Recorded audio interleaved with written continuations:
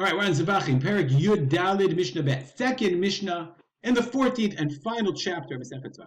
So we're going to continue to learn about Taiso Korbanot that we're not eligible to be brought into the Beit Hamikdash, and therefore that you're not over, or you don't violate the Isser of Shchutei Chutz if you offer them outside the Beit Hamikdash. So says the Mishnah Rovea. These are all different kinds of animals that are not eligible, okay, to be brought as Korbanot. A Rovea, an animal that male animal that had intercourse with a woman, Vanirba, or a female animal that had intercourse that had been intercoursed, that's not a word, with a man, Vamukte, okay, that's an animal that was designated for Avodah Zarah, for idolatry, Vaneva, an animal that was actually worshipped, Etnan, an animal that was used as payment for prostitution, Mechir, an animal that was sold for as a dog. Mechir Kelev, that was exchanged for a dog. All these categories are animals that are, the Torah says explicitly, you're not allowed to use them as korbanot, as sacrifices. Okay, and so if you took it and offered it as you designated as a korban, which you shouldn't do, and then you slaughtered it as a korban outside the Beit Hamikdash or back kilayim, an animal that's kilayim, that came from a prohibited mixture, the mixing of two animals. Not trade for an animal that's going to die, that is simanei trade for the signs that it's going to die within the year. V'yotzei dofen, or Caesarean, an animal that was born out of Caesarean section. Okay, all of those shekrivan bachos that are offered outside the Beit Hamikdash patur. That Shneimar, it says lifnei mishkan Hashem. It has to be brought. Let's go back to our pasuk. Back here it says ve'el petach lo'moilo v'yoda piv korban Hashem la'Hashem lifnei mishkan Hashem. To the opening of the Olam Moed, you didn't bring it Lifnei Mishkan Hashem, before the Mishkan of God. So therefore, Kol she'eino ra'ui lavo lifnei Mishkan Hashem. If it's not ra'ui, worthy to be brought before the Mishkan of God, and chayavin alav, then you're not chayav.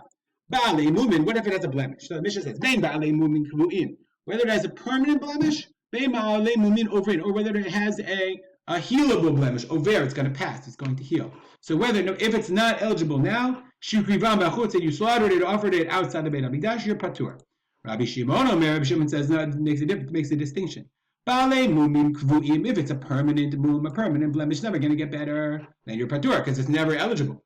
U'ba'alei mumin overin, but if it's a healing, it's a passing blemish that will heal, then ovrim lo taseh. That's an isur lo taseh. It's not kareh, because it's not eligible now, but it will be eligible, so therefore it's an isur lo taseh, it's an isur d'oraita to offer it outside the Beit Hamikdash. Torim shelo higia zmanam.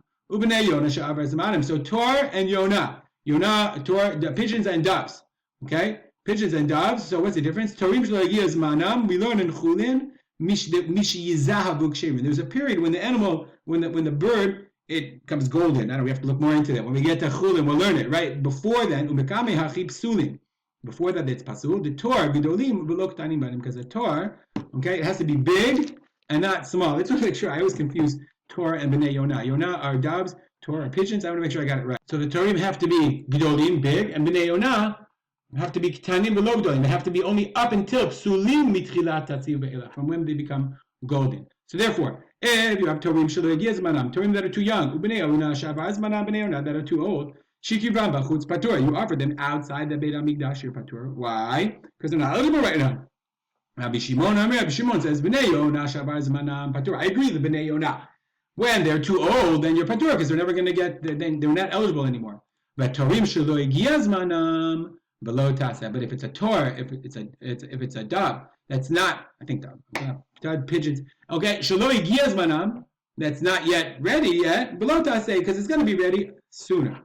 Next rule, oto vet beno. So the halacha is, the Torah says, if you have an animal, if you slaughter a mother animal, if you slaughter a child animal, you can't slaughter the animal, you can't slaughter the other one on the same day. It's not eligible. So if you slaughter one, and now you slaughter the other one outside the Beit Hamikdash, or mechusar zman. So in this case, we're going to talk about ben shezman begufo, an animal that's not shelo yashivat yamim tachat imo. It wasn't 7 days. Meaning an animal that before 7 days is not, you can't slaughter an animal less than 7 days old. Or that's mechusar zman for the animal. Ben ba'ali mechusarim zman kinfarish lekaman. The next Mishnah is going to talk about the owners. The Baal is not eligible right now because he has to wait a certain period of time. We're going to see that in the next Mishnah. So therefore, oto vet beno, I can't slaughter today. Mechusar zman, the animal is not 7 days old. It'll be 7 days old later. So again, patur, it's not eligible now according to the Tanakama. Rabbi Shimon says the same thing. It's a lo ta'aseh. It's an isur, but not karet. Shaya Rabbi Shimon would say, if it's worthwhile, if it's eligible in the future, after time, there's no karet, like normal shchutei chutz, but it's a lo ta'aseh. Nora hakara b'chutz. V'chachamim say no. Kol she'ein bo karet, ein bo lo ta'aseh. If there's no karet, no lo ta'aseh, either everything or nothing. We'll stop here, dedicate our learning to me and my father, Rav Simcha ben Yitzchak. Come on, have a great day.